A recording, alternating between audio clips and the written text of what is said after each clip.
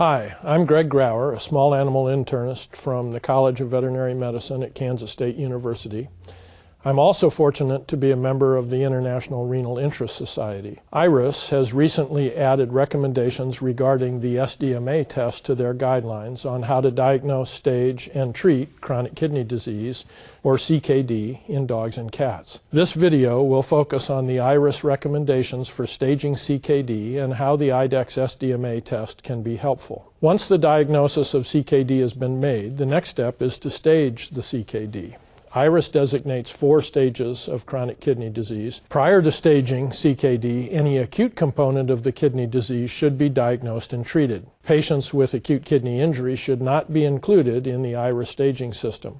It is important to note that staging is based on a stable creatinine measured on more than one occasion. This is a critical step that is often overlooked. Staging of CKD cannot occur based on one set of laboratory results from one visit.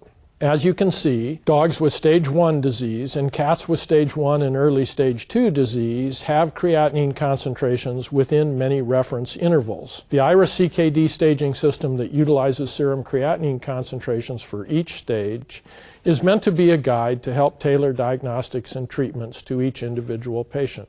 As you also see, SDMA has been included as an adjunct to help guide management of CKD. Since creatinine is a breakdown product of muscle, it correlates with a pet's lean body mass. As CKD advances, it is common for pets to lose weight and muscle mass, so the degree of serum creatinine increase can underestimate the degree of kidney dysfunction. SDMA, however, is not impacted by lean muscle mass and can be a more reliable indicator of disease progression for this reason. So, for example, if a geriatric cat with CKD has poor muscle mass and is staged as IRIS stage 2 based on the serum creatinine concentrations, but the SDMA concentration is greater than or equal to 25 micrograms per DL, this indicates the degree of renal dysfunction may have been underestimated, and one may want to consider treatment recommendations listed for IRIS stage 3. As another example, as CKD progresses, a pet is even more likely to have loss of muscle mass. If a dog is staged as IRIS stage 3 based on serum creatinine concentration, but the SDMA is greater than or equal to 45 micrograms per deciliter, one may want to consider treatment recommendations listed under IRIS CKD stage 4.